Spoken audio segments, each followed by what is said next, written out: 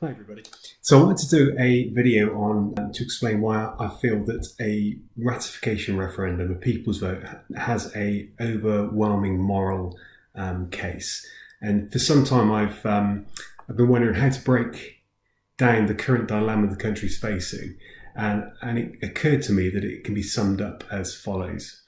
So we've got one half of the country is fighting to prevent their rights and identity from being stripped away, while the other half of the country is fighting equally as hard for their right to have their democratic vote recognised.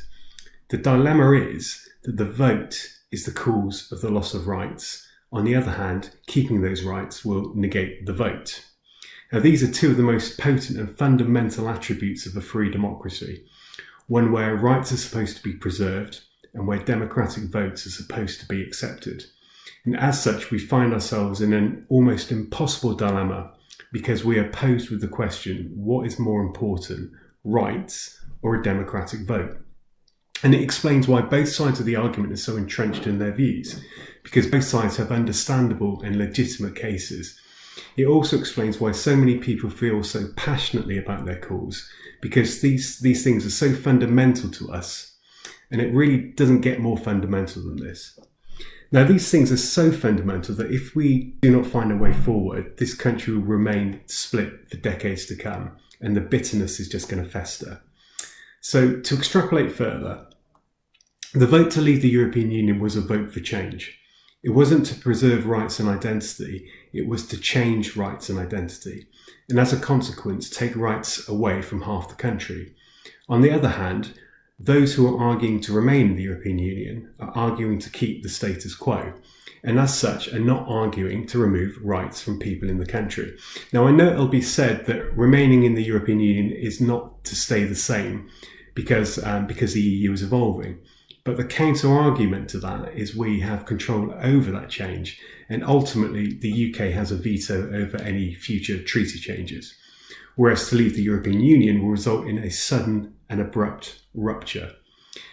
So the question is simply this: what trumps what? Do the rights of half the country trump a single vote? Or does a single vote trump the rights of half the country? Now, I would argue the answer is obvious when you look at it from this angle. A single vote cannot carry more weight than the rights of half the country, especially a vote that was so close. So that's where the moral case for a ratification referendum comes in. Almost everyone who is arguing for that referendum sees it as a final process. It's seen as the country being able to take all the information that is now available and judging it and coming to an informed final decision. So in my view, the moral case is overwhelming.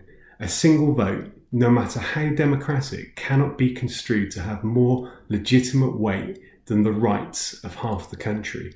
The only way for it to be legitimised is to have it ratified via a process the whole country that includes both remain and leave are involved in. To believe in a free democratic country where rights and identity are respected is a complicated and nuanced thing. It's not about single binary votes when the winner takes all. It's about an ongoing process where decisions are tested and views are respected. The sudden rupture of Brexit goes against all of that because it is such monumental change. And that is why, ultimately, the moral thing to do is have Brexit ratified in a further referendum. And that is why I believe that is where we're going to end up. Thanks very much.